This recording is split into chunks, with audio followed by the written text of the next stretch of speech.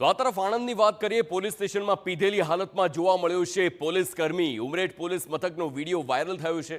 નશામાં ચૂર પોલીસ કર્મીએ બેફામ બની ગાળો આપી રાજ્યમાં દારૂબંધી પર સવાલ ઊભો કરતો વિડીયો વાયરલ।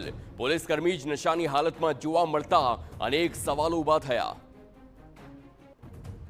તો આ દ્રશ્યો જોઈ શકાય છે કેવી રીતે એક પોલીસ કર્મી આ પ્રકારે દારૂના નશામાં હોય તે જોવા મળી રહ્યું છે। સંવાદદાતા ધર્મેન્દ્ર કપાસી ફોનલાઈન પર। ધર્મેન્દ્ર, એક વિડીયો વાયરલ થયો છે નશામાં ચૂર પોલીસ કર્મી, વધુ વિગતો। હાર્દિક, ઉમરેઠ પોલીસ મથકનો વિડીયો છે જેમાં કેટલાક ફરિયાદી દ્વારા કોઈક બાબતને લઈને ફરિયાદ કરવા ગયા હતા અને તે સમયે આ હરપાલસિંહ નામનો જે પોલીસ કોન્સ્ટેબલ જે પીધેલી હાલતમાં જોવા મળી રહ્યો છે તેનો તે હેડ કોન્સ્ટેબલ છે કે અન્ય કોઈ હોદ્દા પર છે તે સ્પષ્ટ નથી થયું, પરંતુ જે રીતે તે દારૂની હાલતમાં છે બીજા કર્મચારીઓ પણ ત્યાં હાજર છે તેને ચૂપ કરવાનો પ્રયાસ કરવામાં આવે છે, છતાં પણ બેફામ બનેલો દારૂડિયો પોલીસ કોન્સ્ટેબલ જે રીતે બેહુદું વર્તન કરી રહ્યો છે, જે ભાષામાં ગાળોનો પ્રયોગ કરી રહ્યા છે, ખૂબ નિંદનીય છે। કારણ કે કોઈ મહિલાઓ હાજર હતી ત્યાં આગળ અને તે સમયે જે રીતે તેનું વર્તન હતું, વાણી વિલાસ હતો, તે જરા પણ ક્ષમાને પાત્ર નથી। તે પ્રકારની ઘટના છે।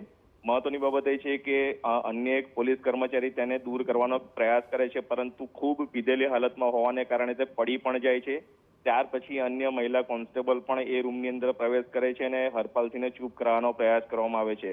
સમગ્ર ઘટનાનો વિડીયો હવે સોશિયલ મીડિયાની અંદર વાયરલ થયો છે। જોવાનું એ રહેશે કે આણંદ પોલીસ, આણંદ એસપી દ્વારા કોઈક તપાસ કરવામાં આવશે કે કેમ, કારણ કે એક તરફ દારૂબંધીની વાતો કરવામાં આવે છે, કડક દારૂબંધીની અમલની વાતો કરવામાં આવે છે, આત્રે દિવસે દારૂડિયાઓને પકડવામાં આવે છે, જ્યારે સૌથી ગંભીર પ્રશ્ન એ છે કે પોલીસ મથકની અંદર જ પોલીસ કોન્સ્ટેબલ જ દારૂ પીધેલા હાલતમાં હોય તે પોલીસ માટે પણ ખૂબ શરમજનક છે। જો કે લાલિયાવાડી પોલીસ મથકોની અંદર પણ ચાલતી હોવી જોઈએ, કારણ કે સામાન્ય રીતે પીધેલો વ્યક્તિ જો પકડાય તો તેની સામે કાયદેસરની કાર્યવાહી કરવામાં આવતી હોય છે, ત્યારે આ તો પોલીસ કોન્સ્ટેબલ ખુદ પીધેલી હાલતમાં છે, તો હવે પોલીસ અધિકારીઓ કયા પ્રકારની કાર્યવાહી કરવામાં આવશે તે સૌથી ગંભીર પ્રકારનો પ્રશ્ન છે। બિલકુલ આભાર ધર્મેન્દ્ર સમગ્ર માહિતી બદલ। તો હવે જોવાનું એ રહેશે કે કાર્યવાહી શું થાય છે, કારણ કે જે કાયદા લોકોને ભણાવવામાં આવતા હોય છે, જે પોલીસ બીજા દારૂડિયાઓને પકડતી હોય છે